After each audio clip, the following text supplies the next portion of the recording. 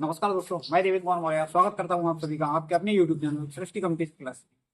आज हम पॉलिटी के एक बहुत ही महत्वपूर्ण चैप्टर या यूं कहें संविधान की जो प्रकृति है यानी भारतीय संविधान है उसकी प्रकृति कैसी है इस पर बात करेंगे। और इसकी जो प्रकृति है किन विषय वस्तु पर नापी जाती है उस पर भी चर्चा करेंगे। तो हमारा आज का जो टॉपिक है वो है भारतीय संविधान की प्रकृति यानी the nature of Indian constitution. The nature of Indian constitution. यदि बात की जाए संविधान की क्या प्रकृति हो सकती है, किसी भी देश का संविधान या तो संघात्मक होगा या एकात्मक होगा या अर्धसंघात्मक। किसी भी देश का जो संविधान है यानी जो कॉन्स्टिट्यूशन है वो या तो संघात्मक होगा या एकात्मक होगा या फिर अर्धसंघात्मक होगा। यदि बात भारतीय संविधान के विषय के बारे में की जाए तो वह संघात्मक है। कैसा संघात्मक? संविधान की जो प्रारूप समिति थी उसका भी मानना था कि भारतीय संविधान संघात्मक प्रकृति का है। सर्वोच्च न्यायालय का भी मानना है कि जो भारतीय संविधान है वह संघात्मक प्रकृति का है। और डी बसु जी का भी मानना है कि जो भारतीय संविधान है वह संघात्मक प्रकृति का है। प्रश्न अक्सर यहीं से बनते हैं कि किसने माना कि जो भारतीय संविधान है वह संघात्मक प्रकृति का है। तो संविधान की प्रारूप समिति थी यानी जिसके अध्यक्ष डॉक्टर भीमराव अम्बेडकर जी थे, उनका भी मानना था कि जो भारतीय संविधान है वह संघात्मक प्रकृति का है। सर्वोच्च न्यायालय यानी सुप्रीम कोर्ट का भी मानना है यानी सुप्रीम कोर्ट का भी मानना है कि जो भारतीय संविधान है वह संघात्मक प्रकृति का है। डी बसु जी का भी मानना है कि जो भारतीय संविधान है वह संघात्मक प्रकृति का है। अब बात करते हैं कोई संविधान संघात्मक है या एकात्मक है उसके लिए क्या आवश्यक होती है, यानी संघात्मक होने के लिए जो आवश्यक तत्व है या आवश्यक प्रावधान है वे क्या है। पहला प्रावधान है कि न्यायालय की जो प्राधिकारिता होनी चाहिए यानी अथॉरिटी ऑफ कोर्ट। न्यायालय की प्राधिकारिता इससे तात्पर्य है राज्यों या केंद्र व राज्य यानी दो राज्यों यानी राज्य वर्सेस राज्य या यूं कह दें केंद्र व राज्य, केंद्र वर्सेस राज्य। इसके मध्य कोई विवाद उत्पन्न होता है तो उसके निपटाराकर्ता की भूमिका में न्यायालय होगा यानी उसकी जो निपटाराकर्ता की भूमिका होगी वह न्यायालय अदा करेगा। कौन सा न्यायालय? या तो सर्वोच्च न्यायालय या फिर उच्च न्यायालय। प्रश्न फिर से यहीं से बनता है कि संघात्मक होने के लिए क्या आवश्यक था।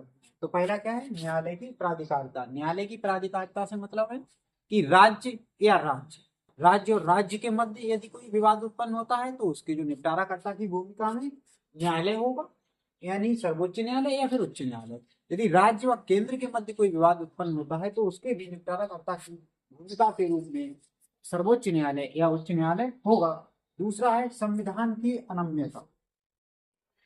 देखिएगा, संविधान की अनम्यता से मतलब है संविधान के वे प्रावधान या संविधान में कुछ ऐसे प्रावधानों का होना जिन्हें संशोधित करना या जिन्हें बदलना बहुत ही कठिन हो, जिन्हें सरलता से ना बदला जा सके।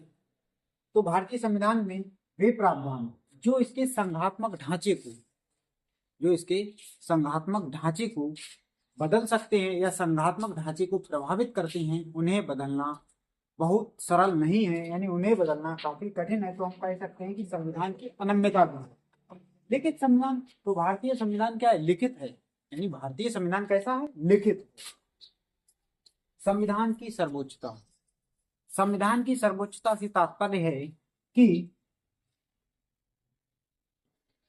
भारत में राज्य सरकार या केंद्र सरकार कोई ऐसा विधि या ऐसा कोई कानून या ऐसा कोई प्रावधान नहीं बनाएगी जो संविधान की संघात्मक या संविधान की प्रकृति के विरुद्ध हो।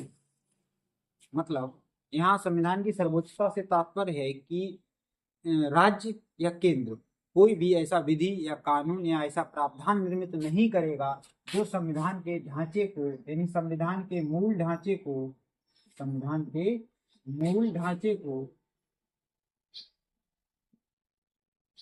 बाधित करे या मूल ढांचे को शून्य करे या मूल ढांचे को प्रभावित करे। कहने का तात्पर्य है कि राज्य सही या केंद्र, राज्य या केंद्र कोई भी ऐसे कानून या ऐसे विधि का निर्माण नहीं करेंगे जो संविधान के मूल ढांचे प्रभावित करें, मूल ढांचे को प्रभावित करें।